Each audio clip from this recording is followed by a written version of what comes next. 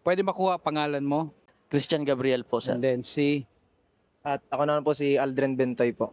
Okay. Tell us about Unigrow. At anong meron kay Unigrow? Si Unigrow po ay isang biofertilizer. Ang nilalaman po ni Unigrow ay mga good bacteria at tinatawag po ito na Brevibacillus, Laterosporus, and Streptomyces microplavus. So, ano pinagkaiba ng Unigrow biofertilizer sa ibang mga biofertilizer na nakikita natin sa market?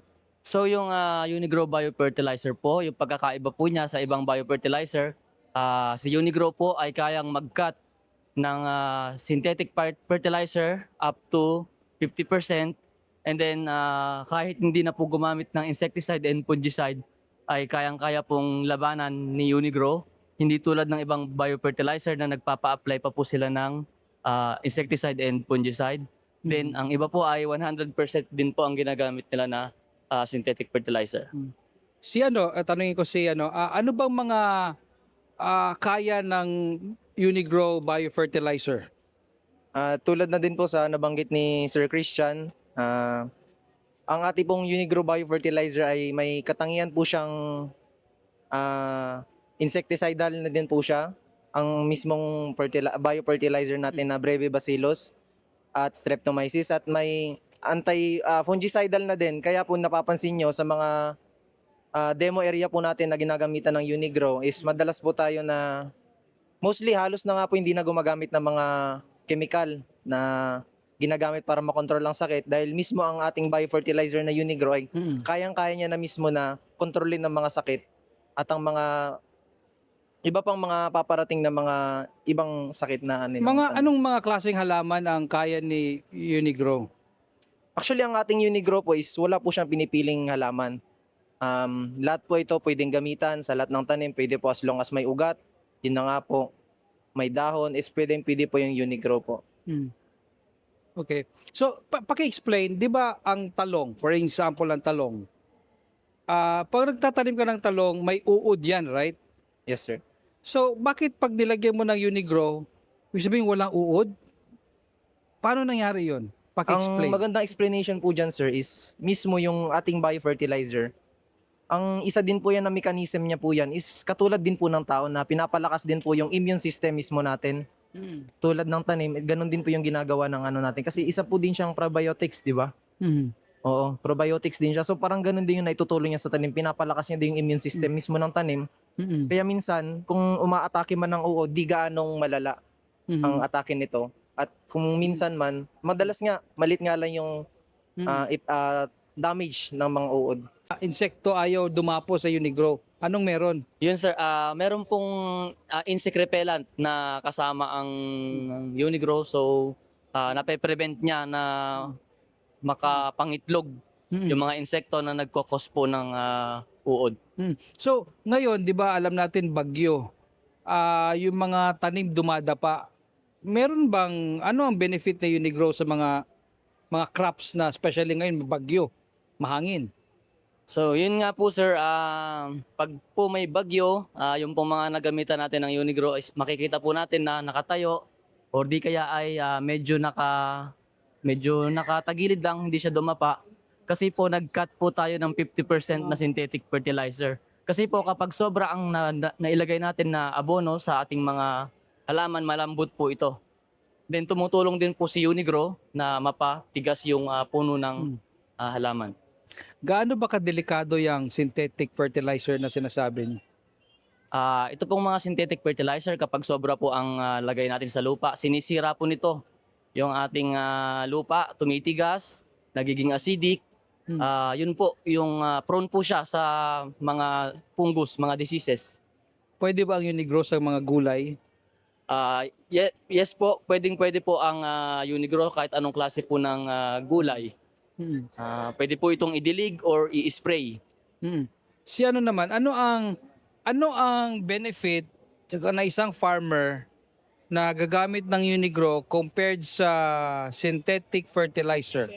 Ang isang benefits po niyan, kung sa synthetic na fertilizer naman po is nababawasan pa natin yung depletion ng ating lupa. Kung napapansin po natin na isang magandang halimbawa po niyan is yung madalas po na paggamit ng synthetic na fertilizer, madalas po yan, mga Mhm. dekada-dekada na paggamit, napapansin po natin yung lupa is nagiging acidic na. Mhm. So yung advantage po ng gumagamit na farmer na yun is mas natutulungan niya po yung lupa na mas maging fertile na naman para sa mga susunod na itatanim na naman. At yung mga other na mga Mhm. toxic sa ating lupa is na-neutralize na ni Unigrow din po. Isa din, yun po yung mga advantage ng paggamit ng Unigrow. Sabihin natin isang hektarya na rice field. Yes, okay. How do you compare yung isang hektarya na Unigrow at isang hektarya na synthetic? Compare sa... For example, isang hektarya, Unigrow ang ginamit, Opo. isang hektarya, synthetic, Synthetic. na chemical ang ginamit. Ano ang mga pinagkaiba? Ang isang magandang halimbawa po niyan, lalo na po kung tayo ay isang pro-organic na mahilig po tayong kumain na mas less chemical, isa din po yun sa advantage ng Unigrow. Kasi nga yung Unigrow po natin, nagkakat tayo ng abono, nagle-less tayo ng insecticide, tsaka mga fungicide, bactericide. Eh kung kayo po mismo yung nagkukonsumo sa isang hektarya, kayo po na consumer, sigurado po kayong hindi po puno ng chemical yung mga taniman nyo po compared sa puro chemical po na ginagamitan na isang hektarya po. Tanungin ko si paano yung mas madami ba ang ma-harvest ko say gamitin ko yung synthetic over compared sa Unigrow? Yes sir, proven and tested po natin yan sa ating Phil Rice Muñoz po sa Nueva Ecija. Nag-increase po ng 10 to 30% yung ating inani doon. And then after 2 years po, 4 croppings, 2 bag na lang ng synthetic fertilizer ang ginagamit sa kada hektarya ng palay. Sa tingin nyo, masama ba talaga? Dapat ba ang Department of Agriculture, tayo mga Filipino, dapat ba mawala ang synthetic or nandyan lang yan? Pwede po siguro na pwedeng wala na yung paggamit natin ng mga synthetic fertilizer dahil dati naman po ay nakakapag-ani tayo ng ating mga pananim. Wala naman synthetic fertilizer. Ang mas maganda po is ibalik natin yung mga nawalang microorganism, mga good bacteria po sa ating lupain. Dahil ito po ay tumutulong sa pagpapaganda ng ating kalupaan at nagpapalusog po. Okay, good. Yes. Idadagdag ko lang po, tama din po yung sinabi ni kasamang Christian na kailangan din po natin na tanggalin, pero not totally kasi alam naman po natin na ang chemical synthetic lalo ng NPK is yan po yung major, yung macronutrients ng tanim. Hindi po natin siya kailangan tanggalin. At least yung atin naman po is bawasan.